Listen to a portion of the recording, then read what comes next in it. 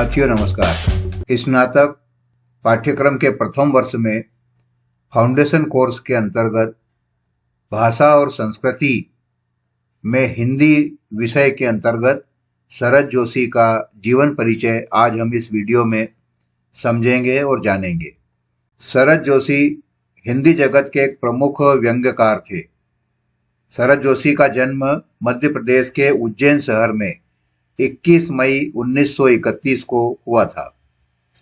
कुछ समय तक वे सरकारी नौकरी में रहे, फिर उन्होंने लेखन को ही आजीविका के रूप में अपना लिया। शरद जोशी पहले व्यंग्य नहीं लिखते थे, लेकिन आलोचना ने उन्हें व्यंग्यकार बना दिया। वे भारत के पहले व्यंग्यकार थे जिन्होंने पहली बार मुंबई में चकल्लस के मंच पर वर्ष 1968 में गद्य पढ़ा और किसी भी कवि से अधिक लोकप्रिय हुए।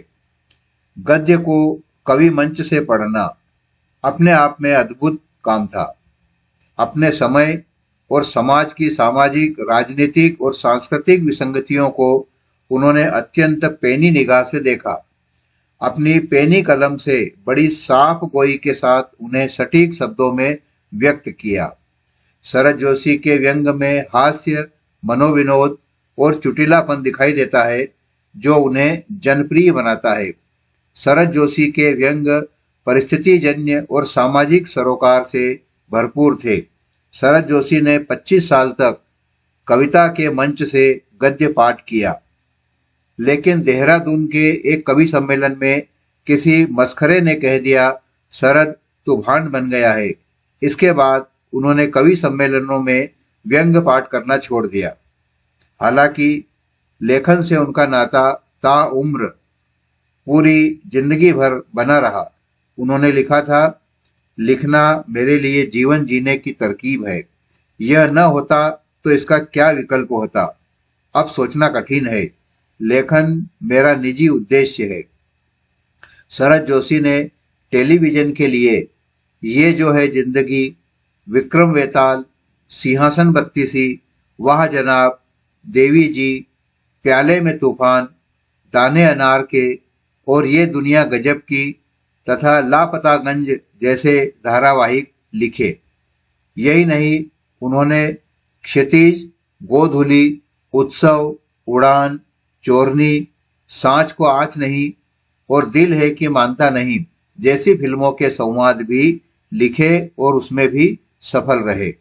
शरद जोशी की दर्जनों पुस्तकें छपी, जिनमें प्रमुख रूप से परिक्रमा, किसी बहाने, राह किनारे बैठ, जीप पर सवार इल्लिया, दूसरी सतह, मेरी श्रेष्ठ व्यंग्य रचनाएं, यथा संभव, यत्र तत्र सर्वत्र, यथा समय, हम भ्रष्टन के भ्रष्ट हमारे, प्रतिदिन जो 3 खंड में है, नावक के तीर, मुद्रिका रहस्य, झरता नीम, शाश्वत थीम, मैं और केवल मैं, शरद जोशी एक यात्रा और शरद जोशी, जादू की सरकार, पिछले दिनों, राग भोपाली, नदी में खड़ा कवि, घाव करे गंभीर आदि व्यंग्य रचनाएं शामिल है।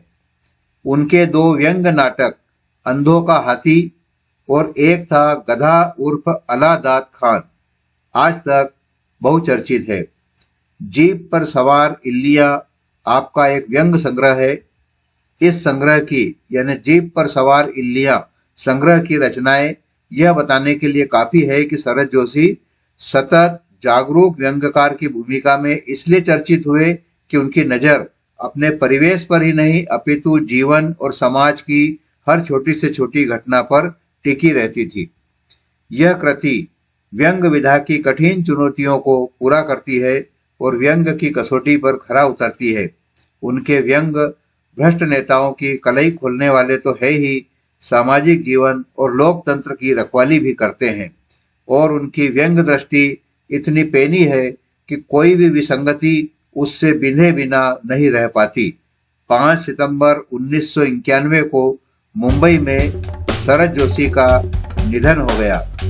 वीडियो को आपने अंत तक देखा, बहुत बहुत धन्यवाद। कृपया इस चैनल को सब्सक्राइब करें ताकि ऐसे ही उपयोगी वीडियो आपको आगे भी समय पर मिलते रहे। बहुत बहुत धन्यवाद।